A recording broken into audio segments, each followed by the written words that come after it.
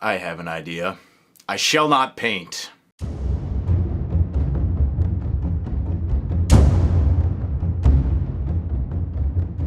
Greetings, chromatic warriors! Or should I call you brutal bashers? Barbarian bashers? The script is unclear, but today we are here to discover the joy of kitbashing, creating from a collection of cast-off and abandoned projects.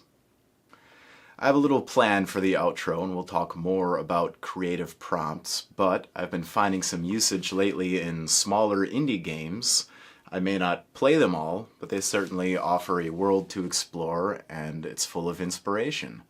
Recently, what's given me inspiration for this video is the game Flames of Orion. I first heard the name and thought it was some kind of Celtic battle game, but it turns out it's techie Meks, and I have a lot of techie bits laying around. Usually I prefer lumpy muscle islands and creatures of flesh and a little metal, but this time all metal. It gives me a different lane to work in and a different way to think. To begin though, like any proper carving experience, we must set the table. I created a junkyard for myself from these collected bins. As you can see, I have a wide variety of choices here, some pieces foraged, some pieces taken from other kits. I'll share some more techie Meks after we get through the main course, but I've created a lot of them based on all these pieces, but let's focus in on the one Battletech miniature. I really appreciate the cybernetic trash can construction of this model. It is cool in its own right, but it is not custom, it is not an individual, so let's see how I can make that mine. To begin, very similar to a painting project, I'll be working large to small. First establishing the larger main components, for example, tanks for arms. I really wanted that. But as we move on, the phrase micro detail is going to come up a lot. This model is small, but it is 15 millimeter, not used to the heroic scale 35 millimeter that you might see in your usual war games. So a shrunken model that is large, you want to really key in on the tiny details to sell the scale of the thing. I had a fun moment with these Legions Imperialis tank turrets. I realized that ordinarily the turret sits inside of a model and can freely rotate, but when these turrets are just standing on their own, you can stack them up. I think it made my mech a little too wide in the end, but it is fun to imagine just a 12-barrel gun 6 stacks high. 6 turrets high. Daka. Pressing on though, a smaller but very prominent feature. Torso face! I wanted to bring in a little bit of that grimdark 40K cherub look. I like the idea of a porcelain mask on top of a demon, you know, covering up the unclean with a featureless blank expression, but rendered in this kind of doll-like way, almost in a holy way. So I wrestled with multiple faces. I carved the face off of a Stormcast helmet, sanded it down a little bit, and some of the remaining excessive details just to generally flatten the area out. I know I'll be sculpting over this in the next stage, so just kind of erase anything that might cause some interruptions as you're trying to smooth out and rub that putty flat. And I'm also tinkering along, and just like any battle plan, it doesn't really last through the first turn, and that's the fun of this. You keep climbing, you know, finding new things to add, new ideas, outer worlds. So in this case, a little rebreathing emulation. I've got a small tube connecting to the side of the torso face's face, and yeah, I think it adds just kind of an element of life support. I really appreciate the idea of these robots being worshipped, you know, treated as like holy items or maybe just your prized classic car, but putting a little bit of love and a little bit of,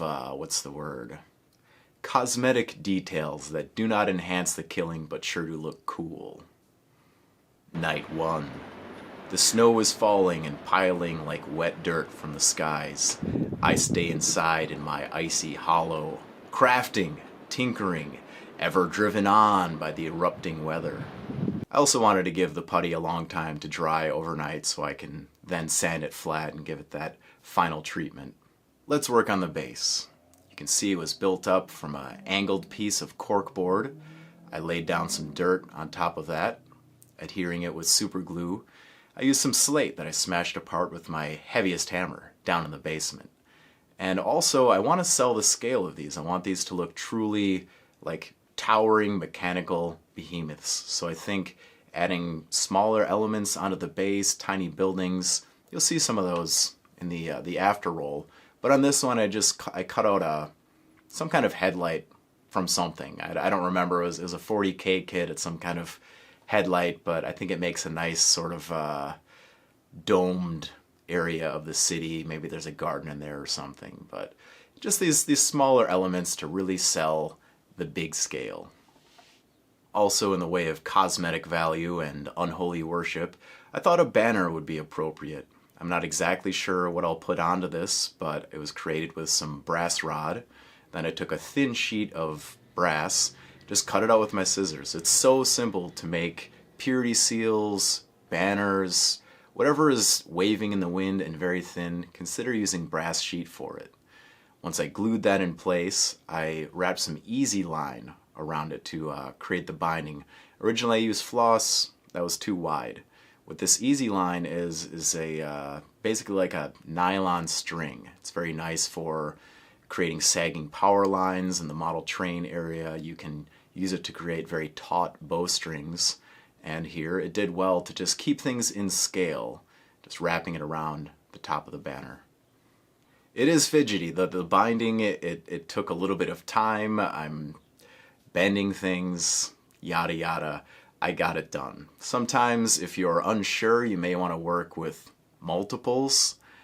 For example, when I was cutting up the Stormcast heads, I had a few heads to carve at in case the other one came out with a lopsided foundation. So it never hurts to make extra parts when you're creating something that you've never done before. And you know, as you work on something, you end up, just like with these Meks, just kind of advances, variations in design as you gain experience. I also wanted to create more broad areas to paint on. The flattened face, the banner pole. I'd use some Tester's contour putty to fill in all the grooves on the front of the legs. I thought those would be nice if they were just flat instead of individual panels, because I can display more weathering streaks. You know, all these tiny little squares that it's made out of. I want to have some larger areas that can breathe, that can really show weathering powder, battle damage, etc. So just making a little space for myself. And now it was time for that 1 ounce bag of degreased watch parts. Yes, you can order these on eBay, and I find them so useful, especially on projects like this. Just adding those extra little details to things, it helps to kind of cover some gaps or solve some question marks if an area looks a little bit too plain. Such a wide variety of these little pieces in every kit, so I was just laying down a couple cogs and whatever. Cogs and gears is what I wanted to say, and I guess I just said it now, but they're the same thing. All is the same, but all is different. Tech is Mek. And that is my bash, made of trash. Earlier, I was talking about some creative prompts, and I took it upon myself to just make a list of words before I was building these Meks. Of course, this list of words was inspired by the pieces that I was looking at on the table, but I had some larger ideas that would come together, I hope. So, before I show you the Meks that I built, let's read off some of these. I have floating skull, tank arms, pointy ears, torso face, hovercraft, brass wolf, avenging spirit, banner, and butt gun. So, without any further ado, let's have a look at our cast of characters. First up, you saw him earlier, Torso Face! Made from the foundations of a Battletech miniature and Legion's Imperialis turret guns, he's ready to deal some death. Coming in second, Kill Strider!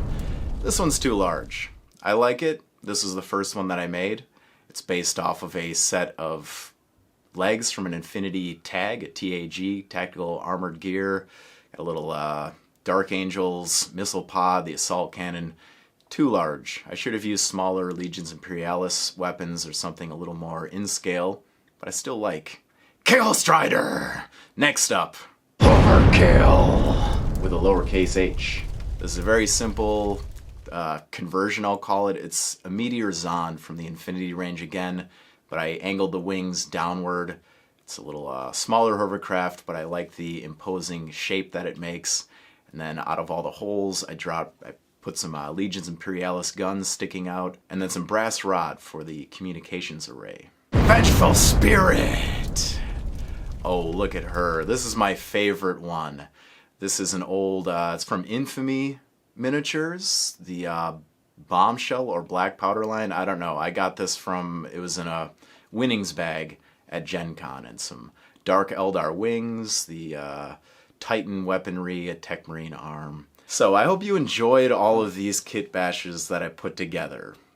Next week I'll be painting up Torso Face, and the goal is to inject these into a game of Flames of Orion at TMX. That's in early June. Even if I play a demo, I'll show up with my own cool models and put them on the table and play Cinematic Death. So I thank you once again, and as always, for your support on Patreon.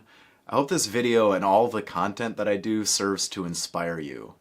I don't exactly want you to do what I'm doing. I want you to take your own ideas and become your own artist. Of course, I am here to share and answer any questions. But be who you are. There are no wrong moves. You like what you like, and I want you to make a kit bash for yourself. I do so enjoy the cybernetic trash can that this model brings to the table, but let's see if I can enhance it a little bit and make it a little more unique, a little more blah.